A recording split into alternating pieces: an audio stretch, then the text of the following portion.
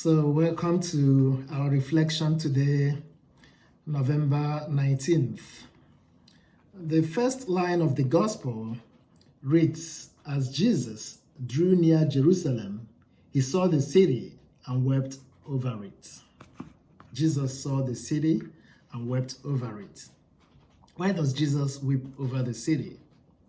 It is because the city has been messed up by political leaders, messed up by religious leaders, messed up by economic leaders. The city was characterized by wickedness, by hatred, by bloodshed.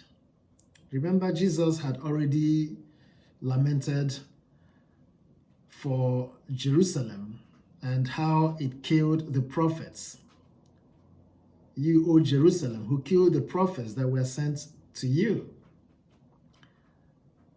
Jesus wept for Jerusalem. The images of this period kind of present the last things, because we are coming close to the end of the church's liturgical calendar and also close to the end of the Gregorian calendar year, which is 2020. And these images bring some kind of fear if you are not careful, because it calls our attention to the need to look towards the last things, look towards judgment, look towards heaven, look towards being placed at the proper position in God's presence. I remember that St. Augustine talked about the city of God and the earthly city. St. Augustine says the earthly city was created by self-love, reaching the point of contempt for God, while the heavenly city, by the love of God, carried as far as contempt for self.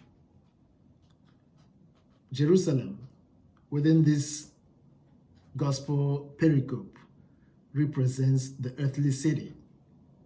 This earthly city, as St. Augustine would remind us, glories in itself.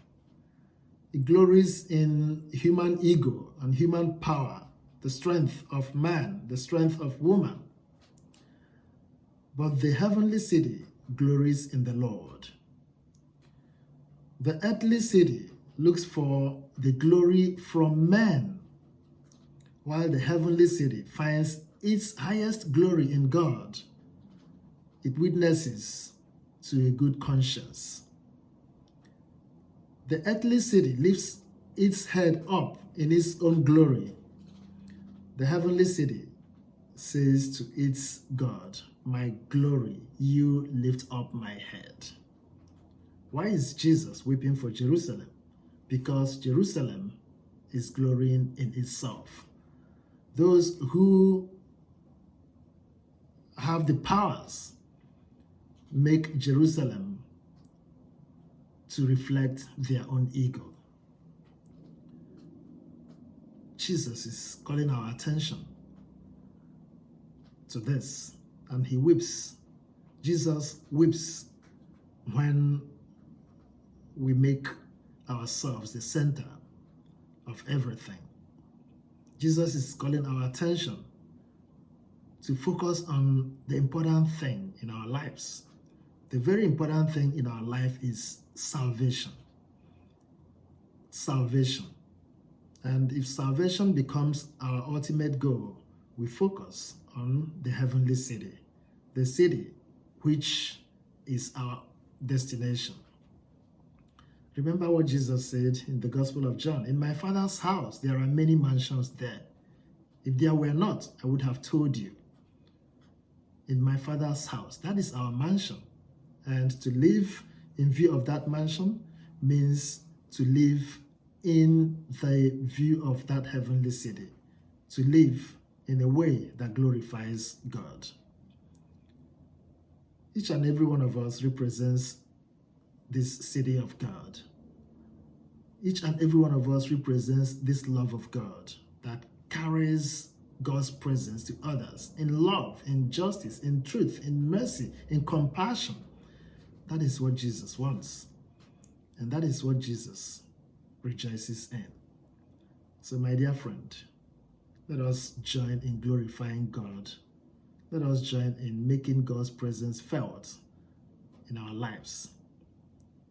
Let us not let Jesus weep over us or weep for us. Let us be sources of joy to Jesus. Amen.